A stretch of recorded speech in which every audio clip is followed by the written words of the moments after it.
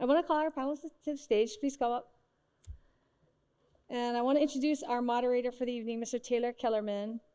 Taylor received his Bachelor of Science in Tropical Agriculture from the University of Hawaii at Hilo. He then spent 6 years working in Hawaii's pineapple industry, including positions at Del Monte Fresh Produce in Konia and Maui Pineapple Company in Hali'imaile. In 2007, Taylor returned to Oahu to serve as a farm manager for the Hawaii seed industry, a role he has held since 2015. Currently, Taylor is a director of diversified agriculture and land stewardship at Kualoa Ranch, overseeing livestock, aquaculture, farming, and natural resource conservation.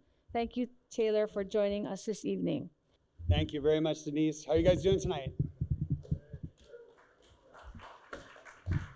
Thank you very much for making the trip out here.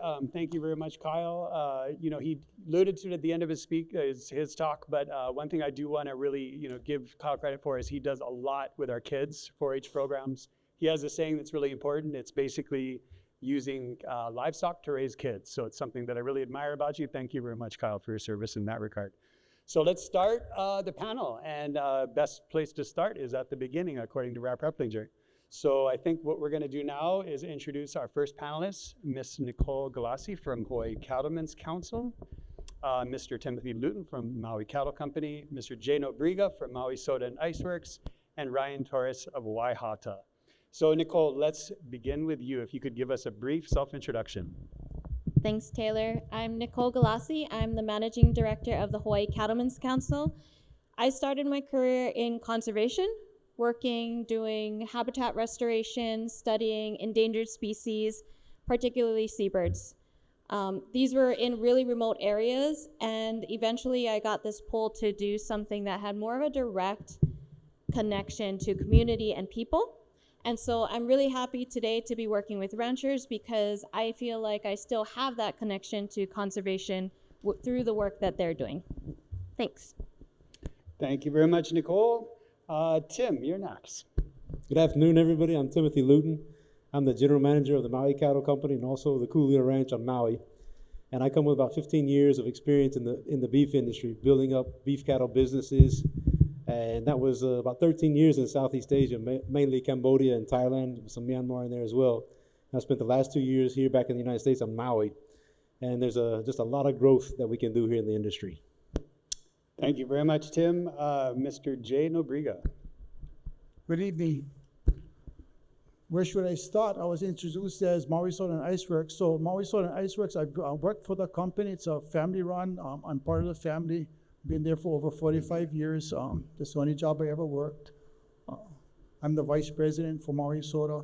For the agricultural side, I am with another family member of Nobriga's Ranch.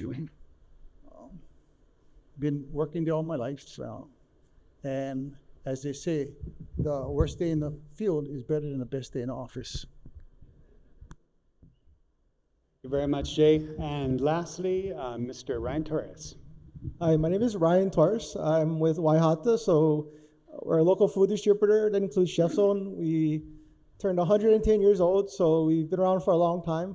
So I'm the global category manager of proteins for Waihata, and I oversee any kind of protein. It includes beef, pork, chicken, lamb, and any other protein. And one of our initiatives actually anything we can do to support the local agriculture industry. That could be anything for produce and the local cat industry. So we're happy to do our part to support everyone locally. All right, well, thank you very much, everybody, for introducing yourselves. So first question of the night, Nicole, I'm going to start with you. As the executive director of the Hawaii Cattlemen's Council, can you explain your role? And in particular, how does the organization support the beef industry? Sure. The Hawaii Cattlemen's Council is a membership-based organization. Our job, the reason we exist is to make sure that ranchers can continue to do what they're doing, and that's stewarding the land while producing food. Now, it's not always a friendly atmosphere for the beef industry, and part of that is, I think, that the ranchers have not put in a lot of effort into telling their story. Ranchers are doing their work, they're putting their head down, and they're not boasting. So the Hawaii Cattlemen's Council tries to make sure that we have a seat at the table when people are talking about local food in schools, conservation, and policy. We make sure that we are educating our decision makers on some of the top issues that we're dealing with. Right now, unfortunately, that's ag crimes and invasive species. But the ranchers have to be on the ground doing their work. And so while they're doing that, we're able to, as an organization, work with our partners to make some headway on these really important issues. The Hawaii Cattlemen's Council looks at things like animal health and well-being, making sure that we are producing a product for the consumer that's healthy, that's safe, that's delicious, a great eating experience, a lot of what Kyle talked about. We work on transportation, making sure that there's always going to be a venue for us to safely transport animals, and that the price for that is able to keep the rancher in business. Like Kyle said also, we still continue to do that scholarship, and we continue to look at making sure that kids are able to have a spot in the ranching industry and agriculture industry as they're coming up. So most recently, we put on, with a bunch of partners, range camp. And that was 13 kids for a whole week getting immersed in what it is to be a rancher. And so we hope some of those kids are able to continue on in the industry. There's lots more, but that's what I want to share for tonight. Thank you, Nicole. Tim, you represent Maui Cattle Company, and Kyle talked a lot about the need for collaboration with our industry within the greater agricultural format in the state of Hawaii. From your perspective, has collaboration benefited the industry, and how do you see that in regards to how it's enabled the industry of Maui to grow? Well, from our perspective, the collaboration side, it's kind of sad to look at. I mean, you look at, there's so much potential to grow the industry here, but there's so few places to sell for the ranchers to sell their cattle to. I think as Kyle said earlier, it's predominantly cow-calf operators here, and they have to have a market. I mean, it'd be great to say, why don't you just keep them here in the state? Well, there's nobody here in the state that can buy them and further finish them and process them. So for what we do at Maui Cattle, it's been about 22 years. Jay and Noburger Ranch is one of the founding members. It was founded by six partners that wanted to keep beef in Hawaii. And they wanted it so much that they operated at a loss for about 20 years. And we're only at the point where it's just now breaking even. So they really had that desire to keep some of that beef here. Going forward, well, Maui Cattle has an expansion plan, and along with Julio Ranch, we plan to expand at least by 5 times so that we can further take more of that cattle, keep it here in the state, produce beef here in the state, and sell it here to you guys as well. And that being said, even at 5 times, if Maui Cattle is the 5 times that it is now, it's still just a drop in the bucket. But at least that way we can still have some some cattle still killed here and kept for Hawaiian use. And that comes with having to grow feed. So we partner also with Mahi Pono, which has taken over all the old sugarcane lands in the valley there on Maui. And they're producing citrus as well. So we'll start to have a byproduct of lemons and limes that we can further turn back to that feed ration, as well as grow some corn there and grow some of the other feed that goes into the ration. So we will end up eventually finishing cattle, putting it with the corn finish, the grain finish. And there's a reason that grain finish is so predominant in the market. If you look at the market, I don't know if Kyle mentioned this, but grass finished cattle is only 4% of the market. So naturally, a lot of that cattle that's grown here, born here, will end up going to the mainland for further corn finishing, grain finishing. And there's a lot of reasons for that, which he went into, but we'll look at the future, the collaboration between the farmers here, the cow-calf operators here, and so we're looking at the Big Island too. Once we can take all of Maui's supply, looking at the Big Island, and just do as much as we can to keep that beef here in the state. Thank you, Tim. Thanks, Tim. Jay, you and I were talking about it earlier. When I used to, when I used to work at Maui Pineapple Company, I always kind of felt the Nobriga name was synonymous with, Maui soda and ice, but then also cattle. You come from a long lineage of ranching. I was hoping you could tell us a little bit about your operations, but more importantly, how you're addressing the challenges that Kyle laid out to some of our issues with the state industry in regards to high cost of land, feed, and labor, and if you have any kind of words of wisdom in regards to mitigating those pressures. Wow, words of wisdom. Lineage, I'm fourth generation on the ranching side, third generation on the beverage side. Actually, the ranch was started in the Haiku district back in the early 30s. Moves to our present location out on the west end, windward side, Kahakuloa, in 1943, with the acquisition of homestead lands. That's where the roots started. In 1966, the ranch was incorporated. And in 1969, the family decided that they were going to build a feed yard.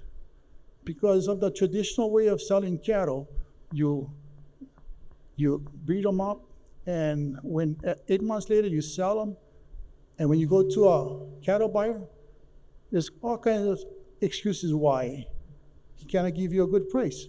They're too big, they're too small, they're black, they're red, they're too old, they're too young.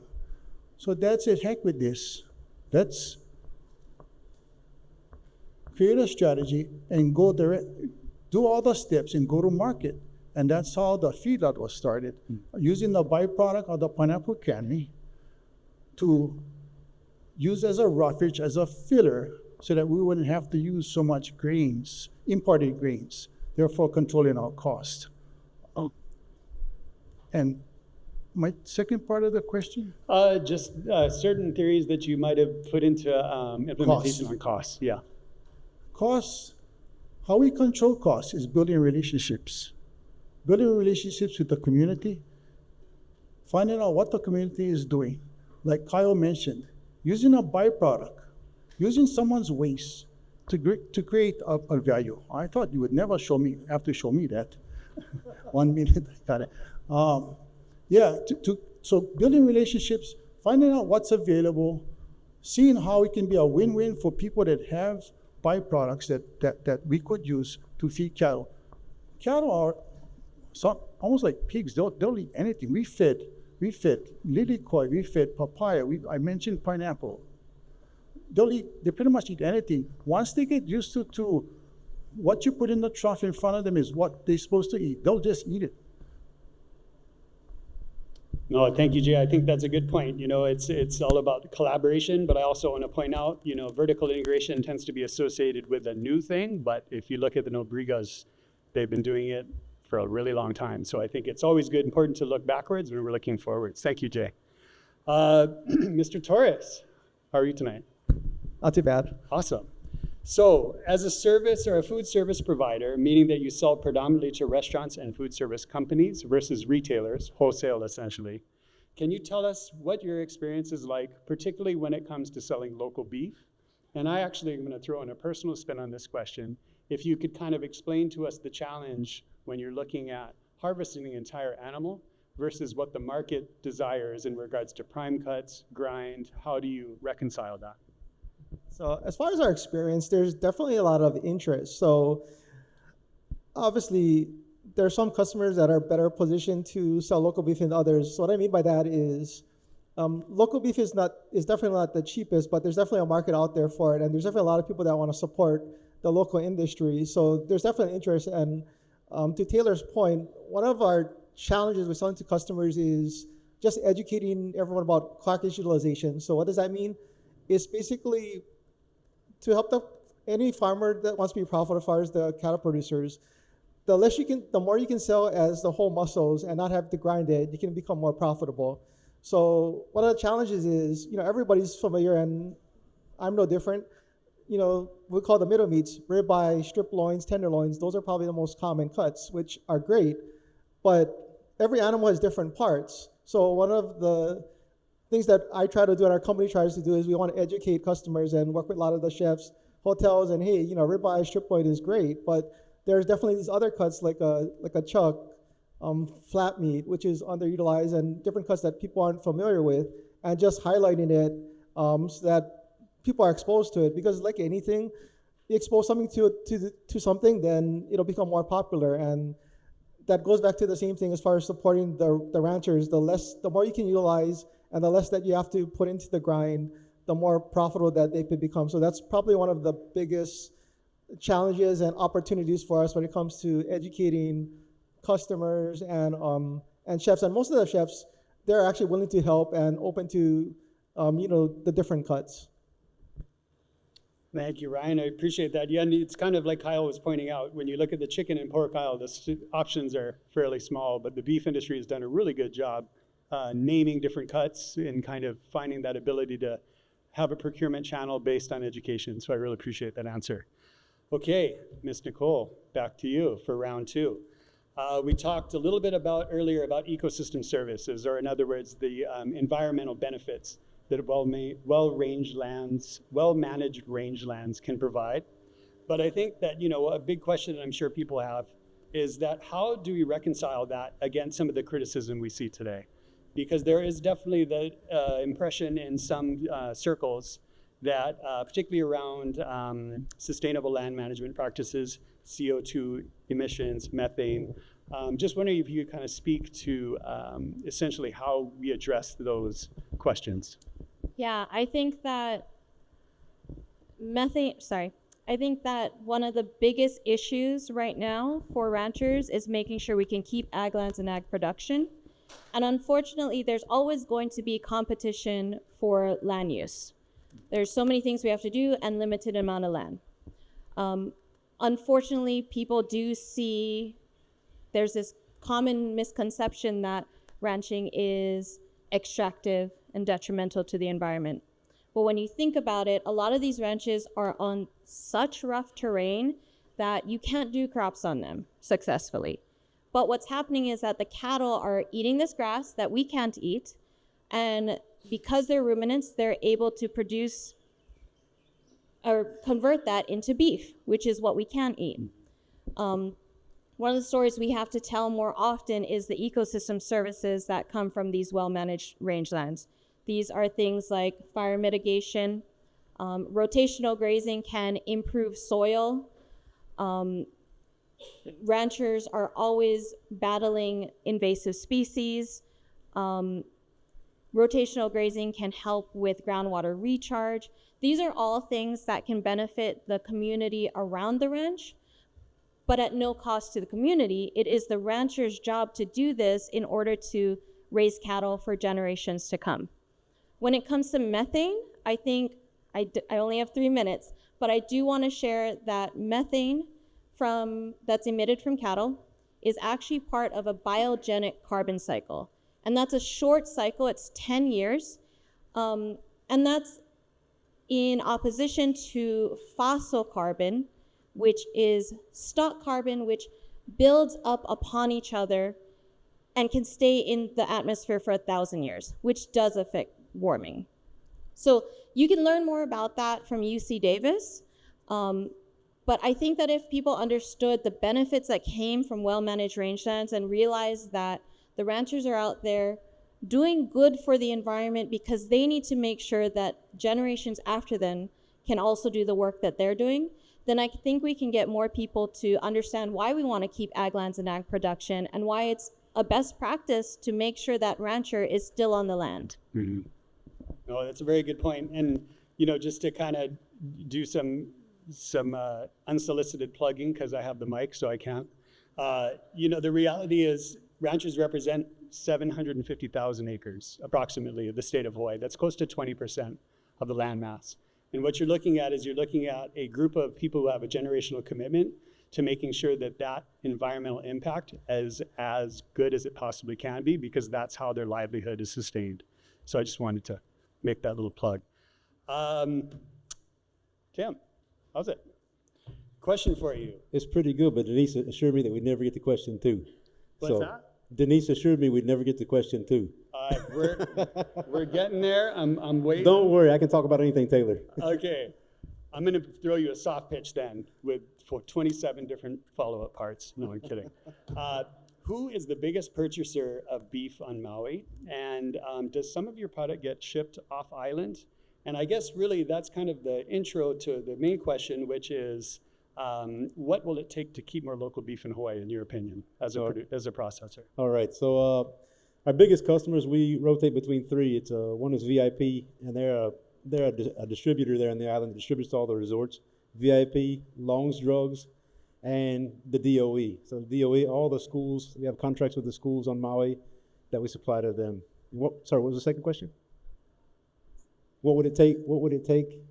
Oh, just what would it take to keep more local beef on island? What would it take to keep more local beef on Maui? Again, it's like I said earlier, you need a market for the cow-calf operators. And it would take land usage, water usage, which are two very contentious points in Hawaii right now. The leases for those lands, and just being able to produce the feed on that land with that water to further finish those cattle off. And like I said, if you're trying to do grass-fed and just finish off, you're only trying to serve 4% of the market. What the market wants is they want that nice, juicy, corn-fed ribeye dripping with flavor. And to really get that going, it takes producing an animal faster, producing that steak faster, which is going to take feed. And with that, you need to produce your feed here on the island. So, I mean, we have plenty of stock here on the island to pull from, on the islands to pull from. But we don't have hardly any finishers. And what like the No-Burgers are doing and a few of the small ones that we have left, there's just not enough inputs for them also if they wanted to grow. So it's just, at the end of the day, we need inputs. We need some grains, we need some corn, we need forages. So without that, we're not really going to be able to grow and meet that part of the market. And by saying that 96% of the market, that includes all of our resorts. You think of how many resorts. I mean, we're a tourist-driven economy here in Hawaii. You think of all the resorts and all those people that come to eat the steaks and the hamburgers and the loco moco. And if that stuff doesn't rate as prime, a lot of the resorts won't touch it. And grass finish, you're not going to get the tenderness. You're not going to get that smooth flavor that you're going to get with the grain finished. So, thank you, Tim.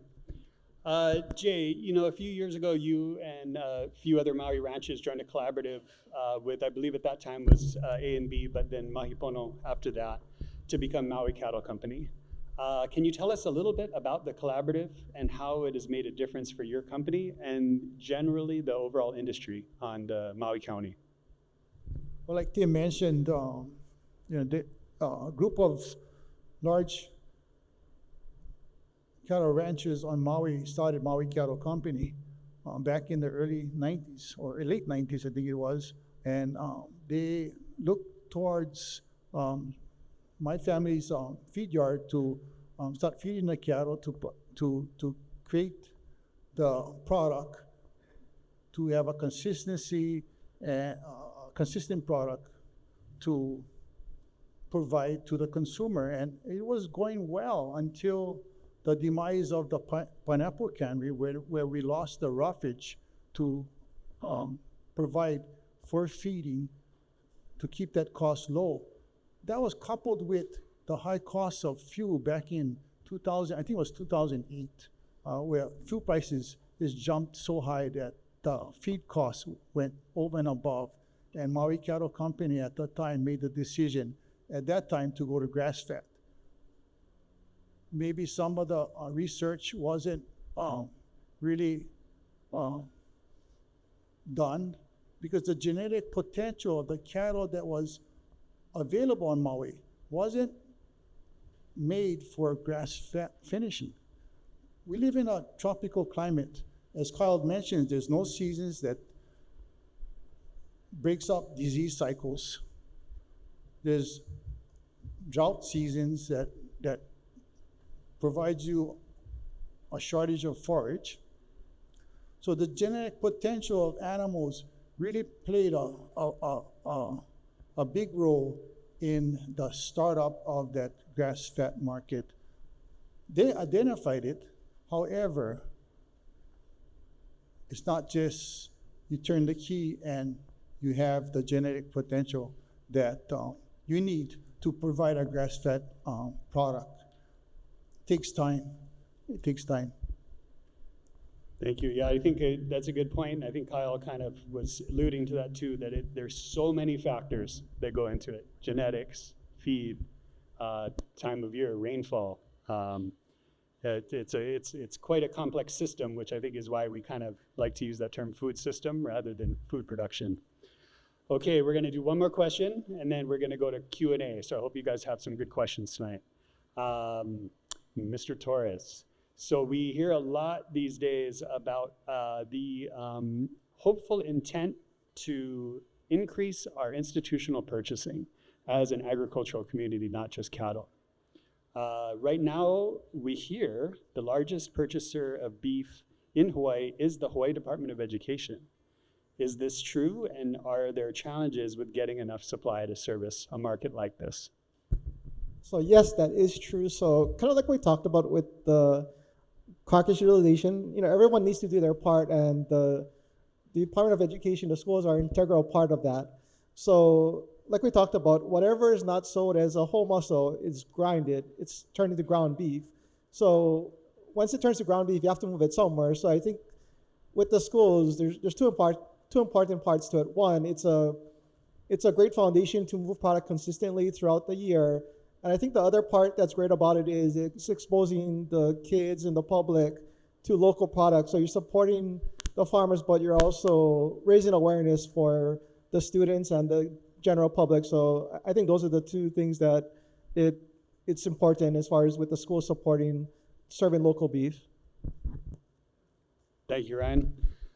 Okay, well, what we would like to do is save some time for some Q&A. You guys have a panel of experts up here, so I think this is a really good time to get some questions or burning desires out there in regards to that. I believe, Denise, we do have a microphone that can be passed around, so I encourage you guys to raise your hand if you have any questions. Jess. Hi, thank you guys so much for all your wisdom. I have a quick question. I've seen feedlots on the mainland, on I-5. I'm wondering what the difference is between your feed yards and those, and then also what the waste management plan is. I assume that's a Mr. Nobuga question. The differences in the feed yard. Not all cattle are created equal, even though they all look alike. As Kyle noted, once you take that hide off, there's many different variances in beef. Genetic potential provides opportunity to maximize that animal's potential. Taking an animal to market that would, after being slaughtered, weigh 500 pounds versus an animal that, after being slaughtered, weighs 800 pounds. There is so much opportunities to create value for many different cuts of the beef. For instance, the ribeye. There's a ribeye cap and the ribeye. With a 400-pound or 500-pound carcass, you cannot remove, the ribeye cap would be so small that nobody would want to buy it. But with an 800-pound carcass, you can add value to that cap, because you would have a larger cut of beef, creating what Kyle talked about, that the chicken industry provides, uniformity, value. Did I answer your question? We're still thinking. Excuse me, could you please use the microphone? I was more so thinking of just visually, we see the feedlots on the mainland, tons of cattle confined in large areas, lots of waste. And I'm wondering if your guys' system looks different, because I'm assuming it does. And then what happens with the waste management? Yeah, so more of the pasture, not so much what the carcasses look like. Oh, okay. Well, yes, to have an efficient feed yard, you have to limit the traveling, the movement of the animal. That increases efficiency, increases weight gain. As far as the waste management, it's something that you gotta manage or not. Eventually, the cows will step over the fence. So basically, yes, the waste, the manure is managed. It's removed from the pens on a scheduled basis. That poop is taken to a different area. It's put up in windrows, and it's cured to become compost. And that compost is marketed to various farms throughout the island of Maui. Furthermore, our feed yard was created in the central plains of Maui. Was it planned? I don't think so. It was a decision by my dad back in 1969. You know, I wasn't even born yet. It is sand-based. We kind of lucked out because we created a feed yard that had great drainage, was under the UIC line, and the sand is a form of lime that helps plants, is a form of nutrient for plants. Therefore, through the composting process, through the heat that the compost creates, it breaks down the sand, making it available to the plant. So our compost is highly desirable on the island. And I think kind of the point you're making too is basically trying to find navigation for a closed loop system. Because you were talking about when the cannery was still open, using the cannery waste for the input for the nutrition, and then you can take the byproduct of waste management and turn it into an input for farming. That's also correct. At one point, the pineapple cannery put out a byproduct that couldn't be used for pineapple, for feeding, for cattle feeding. We been on the contract with the cannery to remove all byproduct from the cannery. We took that byproduct and created a compost out of that byproduct. That byproduct became our carbon source, and our poop, our manure, became the organic source that created the compost. Can I follow up on Jay's comment too? There are other models. Now, I've worked in traditional models, and the model we're looking at right now is actually moving the animals every 45 days. And so they won't return to that piece of land until the whole year is done, is finished. And this has some to do with some of the USDA regulations as well. But what you end up with is you have these animals that are moved every 45 days. They're fed. They're in kind of a more confined space, not like you would see in just a feedlot in Kansas where they're just in a box and it's just there. They're always there the whole year. It won't be like that, and that will also lend to, through the manure, will also lend to some soil remediation. The areas that we plan to put these on are really, it looks like moonscape most of the year. So there is some pasture grass there, but it's not really full-blown pastures. So there are other models. A lot of people don't necessarily do that though. But here in Hawaii, that's what we look to do. I'll add something to your question real fast. So we talked about like liver abscesses, right, as being an indicator of animal health. Some of us have known this for about 8 to 10 years. We did work in the academic side, but if you biopsy those abscesses and you actually culture what's in there, the same bacteria that cause hoof rot, Necrophorium, is found in really, really high concentrations, and now it's being looked at as a causative agent. Like No Burger Ranch's feedlot being on the sand base, there's two things. One, there's probably 4 to 5 times the pen space relative to like recommended animal care and use guidelines for, housing animals in feedlots. So they have more room to walk, right? And with the, a high calcium content of that particular sand and whatnot, it actually creates an environment that's not very favorable for the growth and natural culture of the Necrophorium bacteria. So I try and challenge you to find a dairy or a feedlot where foot rot, hoof rot isn't a huge issue. It's been 7 years? How many head have you had with foot rot? Yeah, so part of that is lower stocking rates, more pen space, active management of the waste, and then also having a great natural media in the sand. And you take care of nature, the biology takes care of you. And that's not mutually exclusive to only Jay. I think the other feed yards operate a pretty clean environment. So if you're looking for a paradigm shift, come visit. Yeah, I think that it's kind of, not all feedlots are created equal, I think is a good question. We got one more opportunity. Wendy, did you have a question? With the state's goal of doubling food production in the next 5 years, in order, 1, 2, 3, what are the industry standards for doubling food production versus doubling profit? Are they the same? Ooh, that's a good one. they can be mutually exclusive, and they can kind of be grouped together. I think along the way here, we have very sensitive supply chains and food systems. It don't matter if we're talking from grain to glass with some of these feedlot ration components, or even grass. I mean, just think about this real fast as well.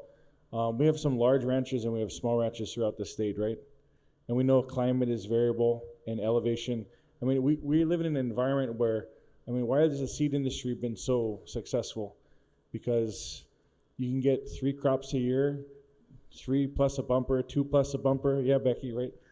It's not fair, okay? Play fair. And you can basically control climate with just water, right? So I think for certain crops, whether they be row crops for human consumption or animal feed crops, it would be relatively easy to hit some of those marks if you had people lined up the right way, you had the land, you had the availability of water. I think access to capital is very, very easy. If you can in 80 acres produce like 120,000 tons of corn silage, you scale that to a sorghum Sudan crop.